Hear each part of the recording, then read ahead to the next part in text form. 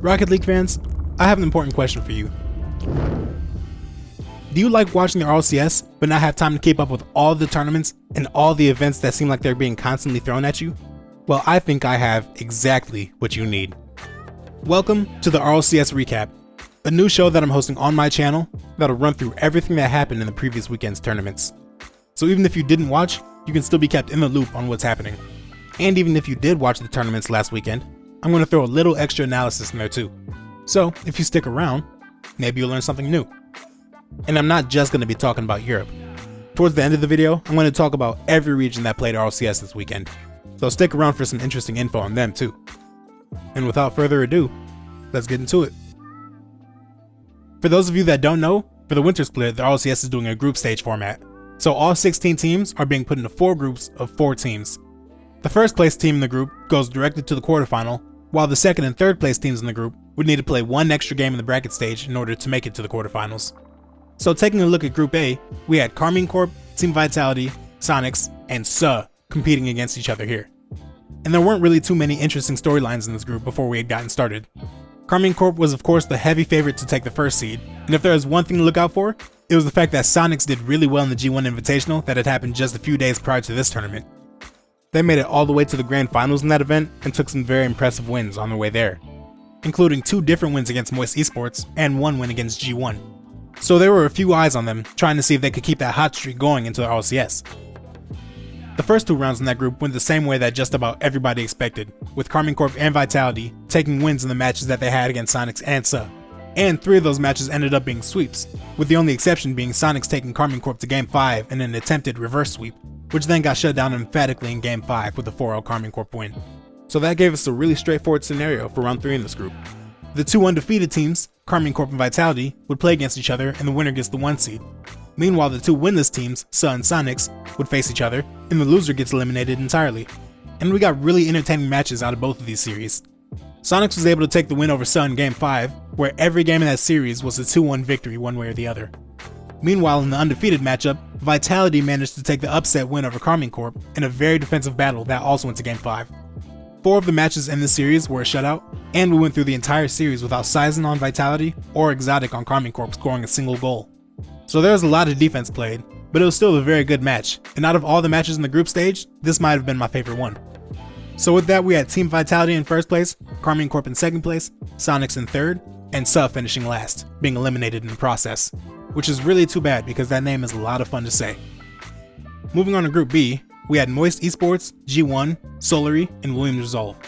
And the obvious team to watch in this group had to be Moist, because people were watching them to see how they would bounce back after losing Rise and picking up Juicy in his place. But while Moist may have had everybody's attention heading into this event, when the games actually started, G1 completely took the spotlight for themselves, because they quickly and confidently ran through this group, taking the first seed for themselves in the process. Nobody else in this group was even able to take them to a Game 5. And in this part of the tournament, Atomic looked absolutely dominant. During the group stage, he led his team in goals, assists, and saves, and he was in the top 10 of all players in all 3 of those stats to that point. So when Atomic is playing to that level, G1 is a very scary team. As for the other 3 teams in that group, they all went 1-on-1 against the teams who weren't G1, so they all traded a win and a loss with each other. In round 1, Moist got the sweep over Williams Resolve, looking very comfortable in each game in the process. Then in their round 2 match, Moist got off to a really good start against Solary, taking the first 2 games in the series. But at that point, Solary was able to lock in and take the reverse sweep over Moist, getting 3 dominant wins in a row in games 3, 4, and 5. So with the way that the game differential worked out in that group, when round 3 came around, Solary was in a pretty comfortable spot. If they won their match against Williams Resolve, they would likely take the 2 seed. But even if they lost the series, they could still be the 3 seed in the group and avoid elimination if they just took a single game in this series. Even a 3-1 loss would have been good enough to get them through to the playoffs. So of course, that meant that Williams Resolve had to get the sweep if they were going to avoid elimination. And you know what? That's exactly what they did. They clutched up and got the sweep, which meant that Solary, even after the win they got against Moist, was eliminated from the tournament. So the final standings here was G1 in first, Moist in second, Resolve in third, and Solary last. Group C featured Team Liquid, Quadrant, Tundra, and Vertigo Esports, who just about nobody expected to be here. That team included CB, who was playing as Charlie B during this event, Boxy, and by the way, I hadn't heard of either of those players before they qualified for RLCS, so they were at least relatively unknown, and finally they had Temper. With an unknown team like them coming into RLCS, they had pretty much no expectations around them. A lot of people figured that they would be last in this group and then just move on to the next event. But when round 1 came around and they got matched up against Team Liquid, Vertigo proved that they wouldn't be an easy out, and they were able to pull off the massive upset, taking the series in 5 games. And they're able to put a lot of points on the board in the process too, because in their 3 wins, they managed to score 3 goals in Game 3, 4 goals in Game 5, and a series high 6 goals in Game 1. And while that was going on, Quadrant was able to take the 3-0 sweep victory over Tundra in their round 1 matchup. Then, in round 2 for that group, Quadrant got the comfortable 3-1 victory over Vertigo, winning 3 straight games after dropping Game 1. Meanwhile, in the other game in that round, Team Liquid had put themselves in a tough spot. They already lost to the lowest seed in the group in Vertigo, and they're facing against the second lowest seed in Tundra. If they lost this series too, then they would need to take a win over Quadrant in the next round in order to even have a chance of making it through to the playoffs. And after losses in Game 1 and Game 2, it looked like that was going to be the case for them. But after those 2 initial losses, Team Liquid was able to clutch up, and they decisively won the next 3 games in the series, pulling off the reverse sweep, and potentially saving their entire tournament. In round 3, Vertigo was able to finish off their impressive group stage run with the 3-1 victory over Tundra and secure their spot in the playoffs in the process. And for the Liquid and Quadrant matchup, Liquid's series loss and low game differential, coupled with Quadrant's comfortable wins and high game differential, meant that Quadrant only needed to win 1 game in the series to secure the number 1 seed out of the group. But if Team Liquid pulled off the sweep, then they would be able to take the number 1 seed for themselves. And in similar fashion to Resolve earlier, Team Liquid clutched up and got the sweep, giving them the number 1 seed in the group and a spot directly into the quarterfinals for the playoffs. Which also meant that Quadrant would be forced to play in round 1 of the playoffs, which as you'll see later, would come back to bite them. And to wrap up the group stage, we had Group D, featuring Oxygen, German Amigos, who was known as Evil Geniuses, Team BDS, and Guild Esports. When this group was announced, it was a lot of people's immediate pick as the group of death, which is something that's bound to happen when you have the reigning world champion as the 3rd seed. But the most exciting team to watch in this group had to be Oxygen, who had recently brought in Rise from Moist Esports, and were fresh off a victory in the G1 Invitational, where they looked like they were ready to meet everybody's lofty expectations for their team. Their tournament got off to a slow start against Guild, where they lost Game 1, but ultimately they were able to bounce back and win the series in 5 games. The other round 1 matchup had Team BDS facing off against German Amigos, and on paper you would expect BDS to be the favorite, even when you account for the poor form that they had been showing recently. But in the fall split, Evil Geniuses and Team BDS faced off twice, once in the top 16 qualifier before the Fall Open, and again in the Fall Cup, and Evil Geniuses won both of those series in 5 games. So there is something about this team that BDS hadn't been able to figure out yet. And even with the name changed back to German Amigos, the trend of beating BDS continued for this team, as they took a 3-1 victory over the reigning world champs, and Team BDS continued their slide. But if their round 1 matchup continued their slide, then the round 2 matchup seemed to get them out of it, because they bounced back in round 2 and managed to beat Oxygen in 5 games, looking pretty impressive while they did so. Round 3 wrapped up this group with BDS taking the 3-1 victory over Guild, and Oxygen taking the 3-1 victory over German Amigos. So despite putting up a good fight against 3 really good teams, and avoiding the sweep in all of their matchups, Guild still went 0-3 in the group, and as a result was eliminated from the tournament. Meanwhile, the other 3 teams in this group all traded victories with each other, and each finished with a 2-1 record, giving us the closest final standings out of any group in this tournament. But in this case, BDS drew the short straw, because even though they beat the number 1 seed in the group in Oxygen, they had the lowest game differential out of the 3 teams. And that meant that they would finish the group as the number 3 seed, and likely get a much tougher draw in the playoffs because of that. And for the top 2 teams in the group, Oxygen and German Amigos both had a +2 game differential, but with Oxygen having the head-to-head victory over German Amigos, that gave them the edge they needed to get the number 1 seed. So the standings for this group ended up being Oxygen first, German Amigos second, Team BDS third, and Guild last. So with the group stage completed, we move on to the playoffs, where in the first round, the second place team out of each group will play the third place team out of another group. And in this case, we ended up with these matchups. Starting with the Karmine Corp and Vertigo series, this one went pretty much exactly how you would expect. And if you see the scoreline on the screen right now, then I'm sure you won't be surprised to know that Karmine Corp won that series 3-0. To be fair, Vertigo did manage to keep games 2 and 3 pretty close, but even with the fight that they put up, K-Corp was just too much to handle. And Vertigo's pretty impressive run through the tournament, with wins over Team Liquid and Tundra, ends with them finishing in a tie for 9th place. But keep an eye on these players moving forward, especially on Charlie B, because he was really impressive in all of their games. Next, German Amigos faced off against Williams Resolve, and that game was absolute domination. Not only did German Amigos win in the sweep, but they won in a perfect sweep, not letting Resolve score a single time in all 3 games. Next up, we had what ended up being the most entertaining series of this round, with Quadrant facing off against Sonics. With the two teams trading wins with each other between games, this series literally went back and forth. But on the back of a really strong showing from Matane and Smokes, Sonics was able to pull out the win in 5 games, and eliminate Quadrant in the process, which has to be pretty frustrating for them.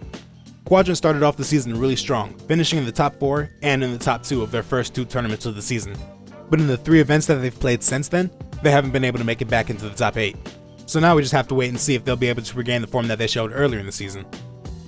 And lastly, the most important matchup of this round was Moist against Team BDS, because these are 2 teams that most people would think would be worthy of making it to the top 8, but one of them has to be eliminated here. I said that Team BDS finishing in 3rd place would probably give them a tougher matchup in the playoffs, and that's exactly what happened. But instead of this match being the close back and forth battle that most people expected, Moist won pretty comfortably, taking all 3 games in the series, and giving Team BDS yet another disappointing finish in the tournament. It's hard to say that BDS played terribly, especially considering that they got a win over Oxygen in the group stage, but there's still something that's clearly not right with this team, and they're going to have to fix it quickly if they're going to get back to where people expect them to be. Especially now considering that with this finish in the tournament, they'll need to go through the closed qualifier to make it to the next event, which is something they've never had to do. So compared to BDS's lofty standards, this situation is starting to get pretty dire, and now all we can do is wait and see if they'll be able to bounce back. But if there is one positive that this team can take away from this tournament, even though there aren't many, it's the fact that Monkey Moon at least looks like he's still in really good form individually. He's still scoring a lot of goals and making a lot of saves, which is something he always does, but despite that, there's still something really wrong with BDS as a whole. And at this point, time is starting to run out for them to figure out exactly what that is. Moving into the quarterfinals, after the results we had in round 1, we ended up with these matchups. G1 did a really good job in the group stage, making it to the playoffs directly into the quarterfinals. And as a reward for doing so well in the group stage, they got to face off against Karming Corp in their first match of the playoffs. So, yeah, congratulations. G1 did a really good job of putting up a fight at first, trading overtime wins with KC in games 1 and 2. But after that, Karming Corp completely took over and won each of the next 3 games by at least 3 points, scoring 5 goals in each of them. This has to be a tough pill to swallow for G1 because they showed really good form in this tournament, so being knocked out in the quarterfinals can't feel good, but sometimes you just run into a buzzsaw and there's nothing you can do. And this time Karming Corp was that buzzsaw. But if G1 keeps up the form that they showed in this tournament for the next 2 tournaments, then I think they have a really good shot of making it to the major. Especially if Atomic keeps playing the way he did, because in that series against Karming Corp, he had a 100% goal participation and had the most saves out of anybody in the lobby. So he was doing a lot for this team on offense and defense, and right now he's playing like somebody who's ready to lead his team to the Winter Major. Team Liquid versus German Amigos gave us a matchup of 2 teams with very contrasting styles. Team Liquid is without a doubt the fastest team in the region, and maybe even the world, while German Amigos is more on the conservative and defensive side. So these 2 teams facing off against each other was likely to give us a really interesting match. And while it was pretty interesting, it was also pretty dominant, because German Amigos walked away with it 4-1. And that great defense of theirs was on full display. They shut out Team Liquid twice, only allowed 1 goal in 2 other games, and they won the series without ever needing to score more than 2 goals in a single game, including 2 1-0 victories. So while speed and aggression are usually very valued in Rocket League, which they should be, it's always nice to see the opposite of that in a team like German Amigos, and they still have success, because it continues to prove that there's more than one way to win. In the next match, Oxygen was looking to continue their strong debut with Rise as they faced off against Sonics. These teams had just faced off against each other twice in the G1 Invitational, with Oxygen getting wins both times. So even though they came into this match as the heavy favorite, you know that Sonics would have liked to give the last laugh against them by winning their matchup in the RLCS. And after the first 2 games, it looked like Sonics was getting ready to do just that, because they won both of those games in the shutout. They won 4-0 in game 1, with Smoke scoring all 4 of those goals, and then won game 2 by a score of 1-0. Shutting out an offense like Oxygen's is very difficult to do, so this start to the series for Sonics was very impressive. But from that point on, Oxygen's offense woke up, and they scored 3 goals per game in the final 4 games of the series. And they also won all 4 of those games, giving them the win in the series, 4-2. And with that, Sonics were eliminated in the top 8 of the tournament, after a pretty good performance honestly. And as a reminder, Arju and Matane have been playing with each other for a pretty long time now. To be exact, they've been together since the fall split of the RLCS X season, which is well over 2 years ago now. And along the way they've had some pretty mechanical teammates, who they would eventually split up with as that teammate went on to what would prove to be a better team. First was Ixo, who they played with for the majority of RLCS X, and then the next notable teammate was Cash, who they were with for the entire 21-22 season. and the mechanical teammate that they currently have is Smokes, who is now on a lot of people's radar after his really strong showing in this last tournament. So yeah, you see where I'm going with this. So I'm not necessarily saying, but like, you know what I'm getting at, right? Hopefully Arju and Matane are able to hang on to him for a little bit this time, but we'll see how that goes. And to round out the quarterfinals, we had Team Vitality going up against Moist. This series was actually really fun to watch because it featured crazy mechanical plays just as often as it featured really bad defensive mistakes. And we got each of these types of plays out of both teams, so you never really knew what you were going to get out of the series. But as the series kept going on, it became clear that Vitality was going to keep coming up with great highlights, and after a while, Moist just wasn't able to keep up with them. So Vitality ended up winning the series in 6 games, taking victories in games 4, 5, and 6. And while I'm sure Moist are disappointed with getting eliminated here, I honestly think that this was a really good result for them. There was no doubt that there was going to be some drop off after they lost Rise. But if you watched my video where I covered roster moves after the fall split, and saw the grade that I gave Moist for picking up Juicy, then you might not be surprised to hear that I think that this drop off could have been much worse for them. So while they did fall off from their recent performances, the fact that the fall only dropped them to the top 8 has to be pretty encouraging for the future, because I think this team will for sure get better the longer they're with each other. And with this finish in the top 8, they've given themselves a pretty good place to start from. So now we have the final 4 of the tournament, with Karmine Corp going up against German Amigos and Vitality going against Oxygen. Let's start off with the KC and German Amigos series, because that one ended up being a lot less interesting, honestly. Like I said before, German Amigos have a great defense, and if you're going up against a team that has a great offense, then you can rely on that defense to help you pull out the win. But that becomes a lot tougher when you're facing off against a team that has a great offense and a great defense, which is exactly what K-Corp is. And actually, when you look at the stats, even though German Amigos are a more defensive team in terms of their playstyle, Karmine Corp is actually better than German Amigos at defense. So when the other team can overshadow you at what you do best, then the series probably won't go very well for you. And that was exactly the case here, because Karmine Corp won in a 4-0 sweep. And there honestly isn't much more to say about it than that. Karmine Corp played lockdown defense, allowing German Amigos to score only 1 goal per game, and on the offensive end, they made all the plays they had to make sure that they came out on top in every single game. But while that series might have been a little predictable, and I guess you could even say boring, even if it was a good series between those two teams, it still probably would have been the second most entertaining semifinal matchup we had, because Vitality versus Oxygen was a great match, and it's easily my pick for the best series out of the entire tournament. Vitality continues to climb their way up the standings after their really rough start to the fall split, where they missed the first regional entirely, and then you had Oxygen, who was looking to stake their claim as the best team in Europe after they picked up Rise. Only one of these teams will be able to get closer to fulfilling that goal, and they both fought like crazy to try to make sure it was them. Honestly, you knew the series was going to be a banger when 6 seconds into the first game, Alpha pulls out this shot. But since Oxygen went on to win that first game 4-2, you know that they had plenty of responses. But after the game 1 win for Oxygen, Team Vitality won 3 straight games to pull ahead 3-1 in the series. So after these 3 straight losses, where they only scored 1 goal in each of those games, Oxygen called a timeout and tried to regroup. And then the timeout buff came through, because after scoring 3 goals combined in the previous 3 games of the series, they scored a combined 7 in the next 2, taking the win in overtime in each of those games. So while Oxygen's offense was back on schedule, Vitality wasn't going down easy at all. But since they had just lost 2 games in a row now, it was their turn to use the timeout before we headed to Champions Field to decide a winner. The scoring started halfway through Game 7, when Archie pulled out this full field dribble and put a perfect shot right under the crossbar to finish off the solo play. In my roster moves video, I talked about how I thought Archie was going to be more passive and defensive now that he had Rise and Joyous on his team, who were both really offensive players. And while he was kind of defensive with his positioning, he still managed to do more scoring than either of his teammates, having the 4th most goals per game in the event. That's not necessarily relevant to this exact game, but I thought it was interesting, so I figured I'd say it. But yeah, going back to the game, literally just 12 seconds after Archie's goal, Vitality responded with their own play, with Alpha starting it off with an air dribble and getting over Rise, and also over Sizen, who was double committing with him. Then he lays it off to Radosin, who gets to the ball before Joyous can challenge it, and then he fires home a bullet of a double tap. Radosin put out a lot of great shots throughout this entire tournament, with this just being one of them. And when he's playing like this, Vitality is one of the best teams in the region, with or without Zen. After these 2 great goals, the series would be decided in overtime, and the final goal was a bit of a scramble. Sizen throws the ball up towards Radosin, but it's a little outside of his reach, and he tries to pre-flip to catch up to it. And while he's not able to touch the ball, Archie doesn't know that yet, so he respects the hit and stays in front of the ball to try to block it. But when Radosin's touch doesn't happen, Archie ends up flipping himself out of the play instead. So now Radosin can easily reach the ball, and with his touch, he flicks the ball over Joyous and into the crossbar. Sizen tries to jump up to follow it, but he only has 10 boost and he's not able to reach it.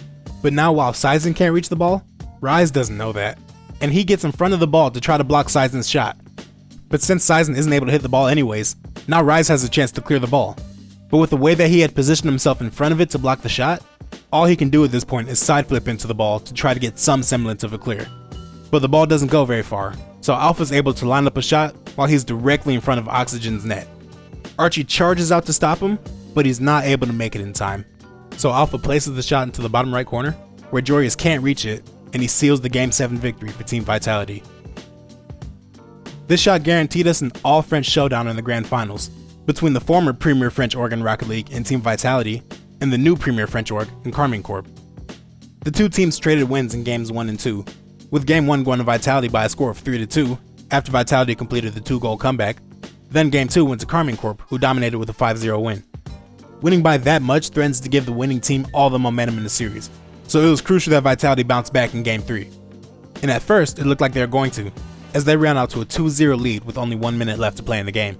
But then KC managed to score 2 goals in the final minute and take the game into overtime, where they would again score after a minute and a half passed, giving them the win and locking in the momentum on their side. And after that win in Game 3, KC started to run away with it.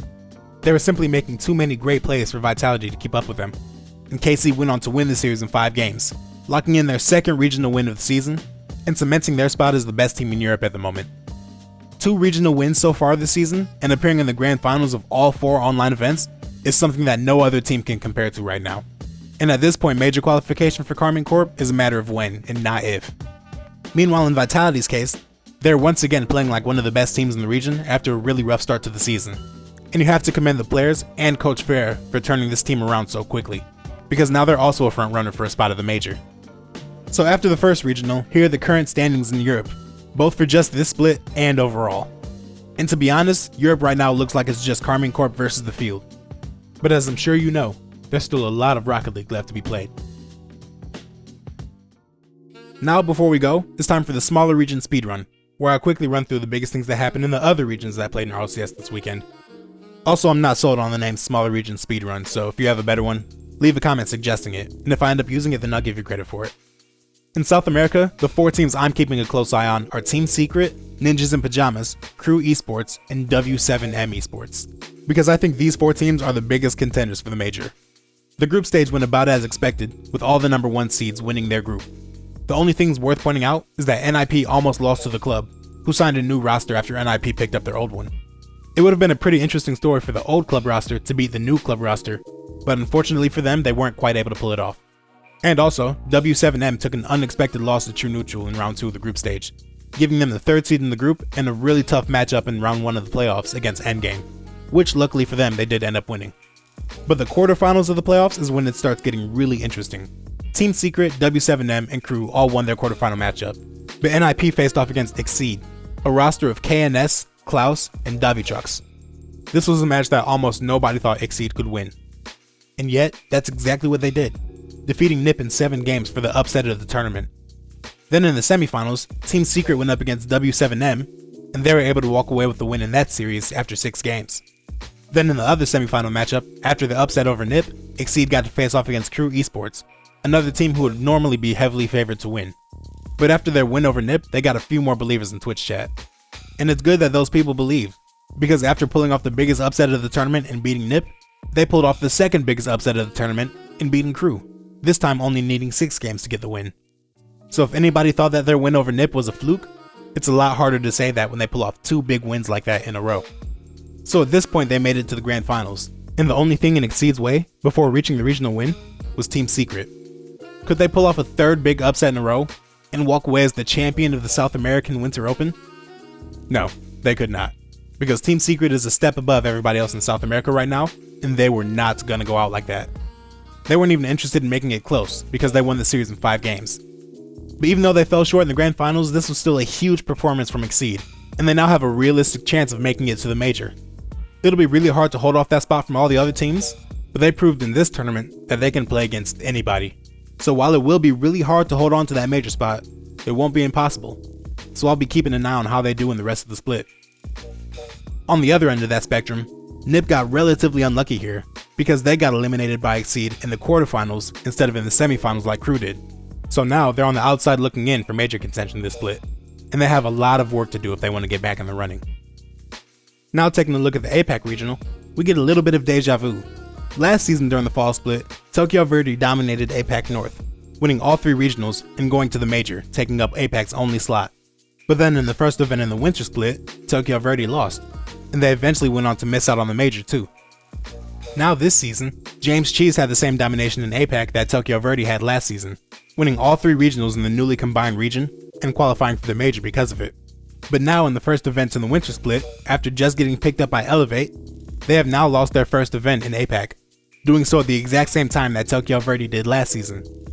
They lost to Detonator in 6 games in the semifinals of that event. And honestly, I think this is a really good thing, because with Kami and Virtuoso moving into the region to play with Realize, who was arguably Asia's best player, nearly everybody thought it would take a while for the rest of APAC to catch up to this team's skill level.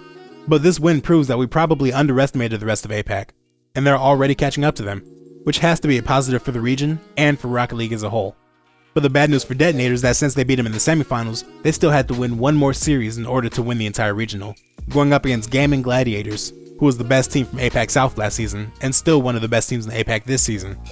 It honestly would have felt really wrong if Detonator was the team to knock off Elevates and not go on to win the regional. But after a hard-fought and entertaining series in the grand finals, Detonator was able to finish the job and they knocked off Gaming Gladiators in 7 games. So now at this point, the APAC slot for the next major is wide open. And even though Detonator's in the number 1 spot right now, it's going to be very interesting to see who ends up in that spot when all is said and done. And finally, I'll briefly touch on Sub-Saharan Africa, because there are 2 things that I have to point out. The first thing is that Limitless, a team comprised of Snowy, To Die For, and Darth, managed to sweep through the entire tournament, not dropping a single game. Ever since this team came together at the start of the season, it was clear that they would be well ahead of all of the competition. And now with this perfect run through the regional, we get an even clearer idea of just how big that gap is. And the second thing worth mentioning is something that I had no idea about until after the event was already over. Apparently a low-level bubble team from Europe moved down to Sub-Saharan Africa to play in RLCS in that region. The team was Fusion Esports, and you have to imagine that the reason that they came down here was to play against lower-level competition and rack up some easy wins, kind of like what James Cheese did in APAC during the fall split. So how did their first African RLCS event go? Not great, because they didn't win a single series and were eliminated in the group stage. So while I do feel for this team, because moving to another part of the world to play Rocket League, only to not even get close to meeting your expectations, has to be really disappointing. But at the same time, this just goes to show that you shouldn't underestimate the smaller regions, because although they might not be on the same level as North America or Europe yet, they still got some pretty decent players, and they're not going to go down easy. Oh, and also, here are the standings, but honestly, since they can't make it to the majors, it doesn't matter too much. Justice for SSA. Alright, that's it for episode 1 of the RLCS recap. This is my first time trying out a format like this, so let me know what you think. Is there stuff I could improve?